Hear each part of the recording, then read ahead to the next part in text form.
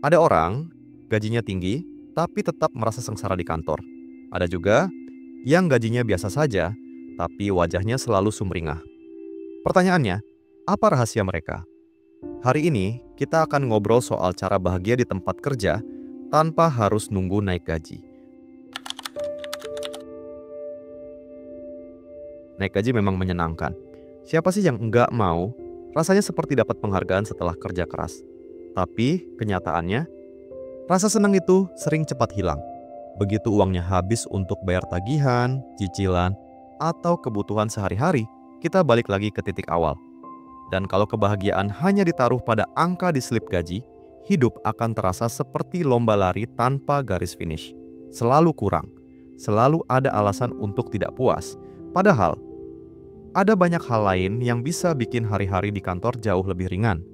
Jadi, sebelum menunggu atasan mengumumkan kenaikan gaji, kenapa enggak kita coba dulu mencari sumber bahagia lain yang lebih tahan lama? Kalau ditanya, apa yang bikin kita betah di kantor? Banyak orang langsung jawab, gaji, bonus, atau fasilitas.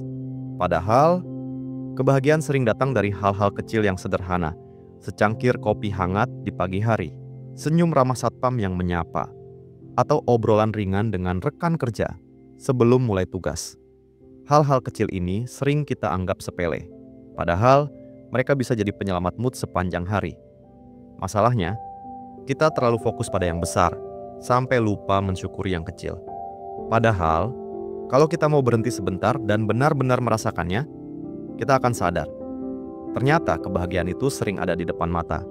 Kita cuma perlu membuka hati untuk melihatnya. Coba ingat, kapan terakhir kali kamu merasa senang di kantor? Bisa jadi bukan karena berhasil menyelesaikan laporan, tapi karena ada teman kerja yang bantu tanpa diminta, atau sekadar ngajak makan siang bareng.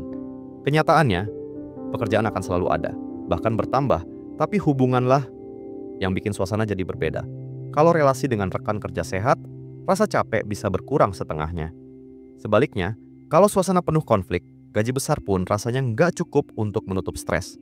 Jadi jangan hanya sibuk menatap layar laptop. Sisihkan waktu untuk ngobrol, untuk menghargai, untuk sekadar mendengarkan. Karena di balik tumpukan tugas, ada manusia yang butuh merasa dihargai. Setiap hari, kita mungkin merasa pekerjaan hanya rutinitas. Masuk pagi, pulang sore, lalu diulang lagi. Tapi coba berhenti sejenak. Lalu tanyakan ke diri sendiri, siapa yang terbantu dari pekerjaanku ini? Mungkin pekerjaanmu bikin klien lebih mudah menjalani hidup, atau membuat tim lain bisa bekerja lebih lancar. Ketika kita menemukan makna di balik rutinitas, kerja keras terasa lebih bernilai. Kita jadi sadar, apa yang kita lakukan bukan sekadar memenuhi target, tapi juga memberi dampak. Dan disitulah letak kebahagiaan yang sebenarnya. Perasaan bahwa kehadiran kita berarti, meski kadang nggak selalu terlihat. Salah satu alasan kita merasa nggak bahagia di kantor adalah kebiasaan membandingkan diri. Melihat teman naik jabatan lebih cepat, melihat orang lain bisa beli mobil, atau mendengar kabar ada yang dapat tawaran kerja lebih tinggi. Hati kita jadi gelisah, seolah-olah kita tertinggal. Padahal, setiap orang punya jalan hidup berbeda. Ada yang cepat di awal, ada yang justru stabil dan berkembang perlahan. Kalau terus membandingkan, kita tidak akan pernah merasa cukup. Bahagia justru muncul saat kita fokus pada perjalanan sendiri, merayakan pencapaian kecil, dan percaya kalau setiap langkah punya waktunya. Dengan begitu, hati akan lebih tenang, tanpa rasa iri yang menguras energi. Seringkali kita merasa harus terus produktif sepanjang waktu, duduk berjam-jam di depan laptop, menyelesaikan tugas tanpa henti. Bahkan, kadang lupa makan siang atau minum air. Padahal, tubuh dan pikiran kita butuh istirahat. Justru dengan berhenti sejenak, produktivitas bisa meningkat. Misalnya, berjalan sebentar keluar ruangan, menghirup udara segar, atau sekadar berdiri dan melakukan peregangan. Hal kecil ini bisa membuat pikiran lebih jernih. Bayangkan saja, Otak itu seperti mesin. Kalau dipaksa terus, lama-lama panas juga. Jadi jangan merasa bersalah untuk mengambil jeda. Ingat, istirahat bukan berarti malas, tapi cara untuk mengisi ulang energi supaya kita bisa kembali bekerja dengan lebih fokus dan bahagia.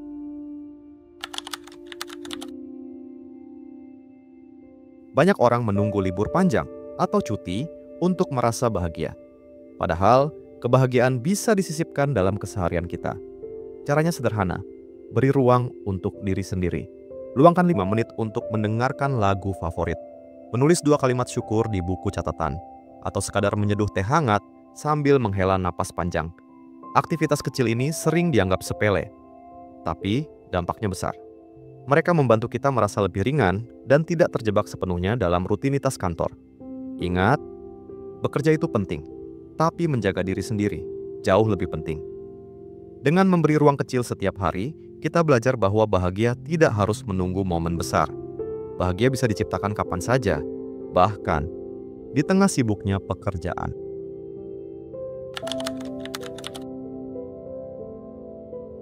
Di kantor, seringkali kita merasa harus selalu berkata iya.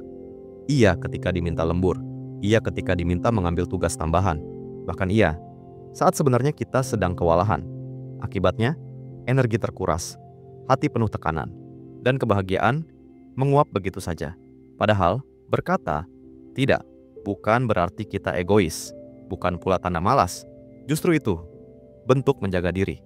Kalau kita tahu kapasitas, kita bisa bekerja dengan lebih sehat dan lebih konsisten. Ingat, orang lain mungkin akan kecewa sesaat, tapi itu lebih baik daripada kita sendiri yang hancur pelan-pelan. Mulai berani berkata tidak pada hal-hal yang melewati batas bisa menjadi langkah penting untuk menjaga kebahagiaan kita di tempat kerja.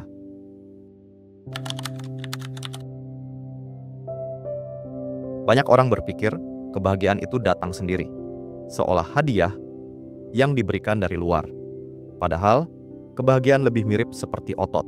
Semakin sering dilatih, semakin kuat ia terasa. Latihannya sederhana.